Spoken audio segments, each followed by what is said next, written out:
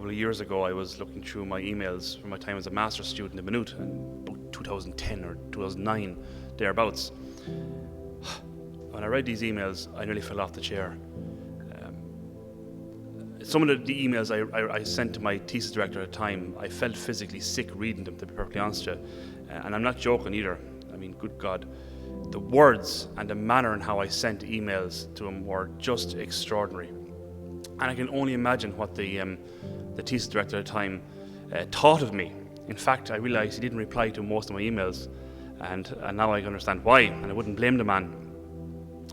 And I'm sorry I never printed them out, because it's just an example to me just what not to say or what to do. The embarrassment I feel to this day is extraordinary, and rightly so. It was my pride and ego. Oh, good Lord, it poured out in lines and words I didn't think would come out of me. It was unbelievable. It embarrassed me even to this day. Anyway, what I noticed I began to do at that time, I began to twist and contort the theology I was studying at the time to suit my own way. In fact, and I told some of you this before, I began to use theology almost as a political weapon to use against people. Unbelievable. And I was way past before I even realized what I was doing, which demonstrated to me the power of my ego, the power of self-pride, and the way it began to literally physically affect my work and my relationships with people around me. That ego and pride, the way it affects us, the way it is able to twist and contort how I view the world and people around me. And all others must serve my own agenda. And folks, when you think about that, that's an interior form of totalitarianism, self-totalitarianism. It's extremely dangerous, and how it affects real life is amazing in my book. And that's why our blessed Lord's words today, everybody, are so important, so vital for us to remain on track to salvation, that God will hide from those who are full of ego and pride the mysteries of his holy kingdom and reveal them to mere children, to those who are childlike. And you can see what the Lord is doing here, folks. He's safeguarding the truth, safeguarding his teaching, safeguarding his revelation, so that those good and wholesome things that are from God do not become twisted and warped by those who are in this for their own ego and self-pride. To be childlike is to approach God and his mysteries. And to do so, approach them like that, that's what allows God to take the helm, not us. So that our hearts and our minds are more open to the Lord. He's in control. And Christ speaks about that in our gospel this morning. You know, that he chooses who to reveal what and when it's needed. Really amazing. Childlikeness, folks, that's what allows God to be God in our lives, first and foremost. Pride and ego, they are not of God. Humility is the key for a fruitful relationship with the Lord.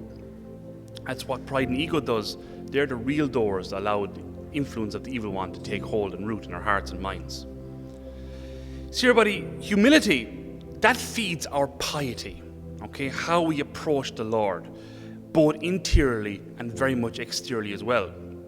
When humility begins to take root in our hearts, we approach the Lord with awe, reverence, and respect, and indeed each other in the same manner.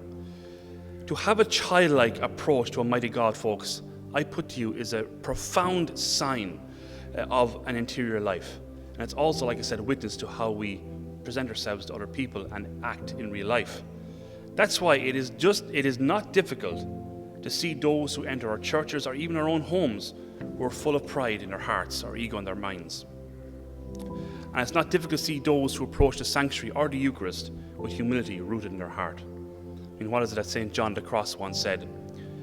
To be taken with love for a soul, God does not look on a soul's greatness, but on the greatness of the soul's humility. Really extraordinary stuff. I mean, so much of our church and our society is coveted by pride and ego to a point where it's actually in our faces almost the whole time. If you call yourself a follower of Christ, those things must be purged from our hearts. And I find there's two really beautiful, simple, and very practical steps to take in purging our hearts of pride and ego. The first one is confession, to go to confession. The second is works of charity for those who are deemed the lowest in our harsh, judgmental eyes of society. mean, confession, folks, when you go to confession, our egotistical hearts, they're wide open to Christ's love and his mercy, which of course comes from the cross. And we humble ourselves interiorly as a result of that. That's the same when we serve those who are extraordinarily less off in our society, those in our streets, in other words. That humbles our exterior life because we're giving ourselves in loving service to another.